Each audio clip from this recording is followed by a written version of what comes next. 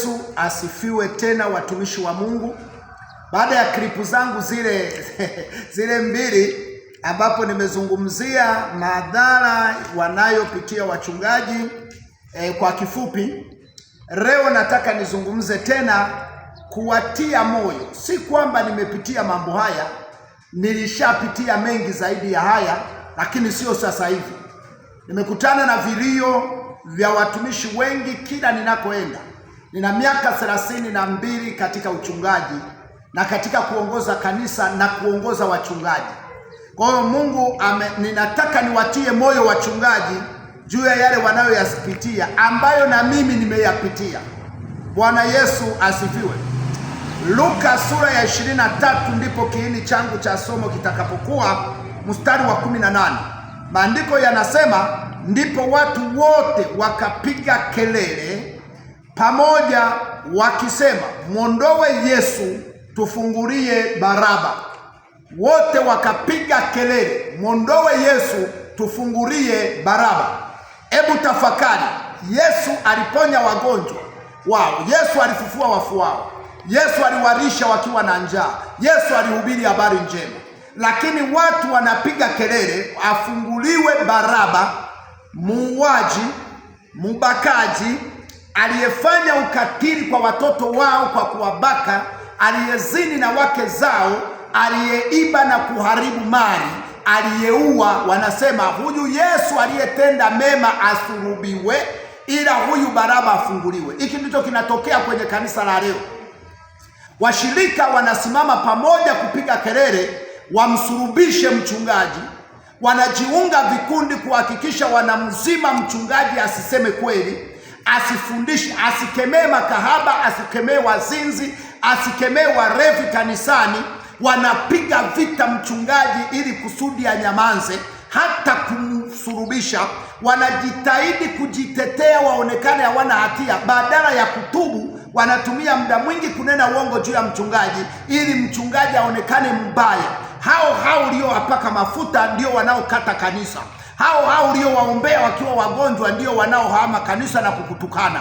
Hao ndio wanaopiga kelele afunguliwe Baraba. Mchungaji asingemtenga huyu mzinzi, mchungaji asingemtenga huyu aliyezini na wake zao, mchungaji asingemtenga huyu aliyeharibu kanisa, mchungaji asingemtenga. Haya ndio yaliyotokea kwenye Luka 23:18, wakisema muondowe Yesu, asulubiwe, mtowe Baraba mwizi na jambazi. Luka 23:31 inasema, kwa maana kama wamefanya hivi kwa mti mbichi, kwa mti mkavu itakuwaje?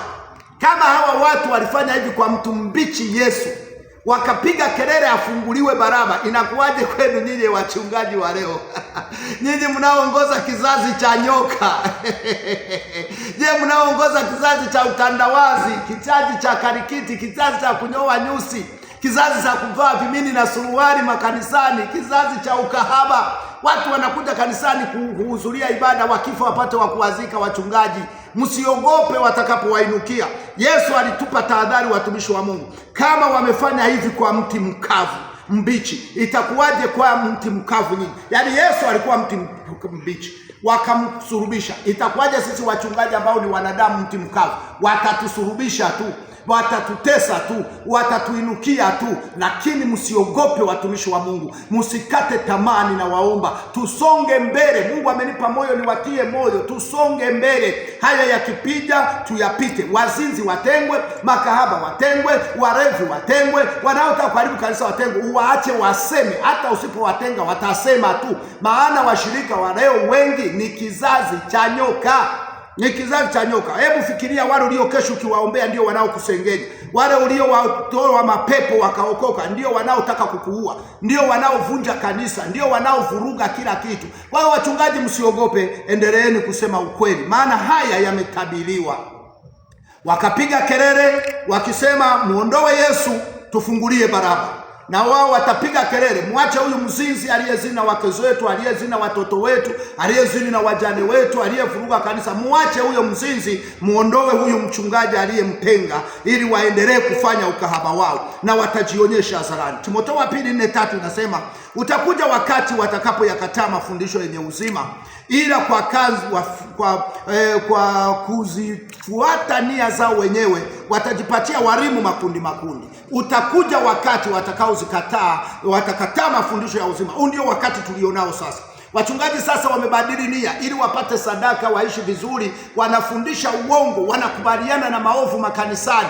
Ninasema wachungaji, mimi sikubali. Akizini na mtenga, awe mashuhuri awe nini na mtenga. Wanaomfuata na waacha wanaenda, Yesu ataleta wengine. Sikiliza niwaambie wachungaji, msikubali kugeuzwa na shilingi, msikubali kugeuzwa na uasi wa waumini wa kizazi hiki, msikubali wawapotoshe. Yesu anasema wakati unakuja watayakataa mafundisho yenye uzima. Ndiyo sasa hii wanajitafutia walimu makundi, wanawalimu YouTube, wanawalimu kwenye internet, wanawalimu Facebook, wanawalimu kila kona. Wakati umefika wachungaji wa kweli tujulikane na waongo tujulikane. Wale wanayo wa kweli, tenga wazinzi, tenga warevi, tenga waongo, tenga hao. Msiogope watakao yasema. Acha watukane, matusiaishe. Acha wafanye hila zao, wavuruge kanisa, washawishiani. Siku ya hukumu watakipata cha mtema kuni. Wachungaji msiogope, hii kazi ni yetu, tumepewa na Mungu na lazima tuifanye kwa bidii. Naitwa mchungaji Joseph Petro Rwema kutoka katika madhabahu ya Gibea ya Mungu pale Chamwenda na Mwanza. Nasema Mungu awabariki sana. Bye bye. Amen.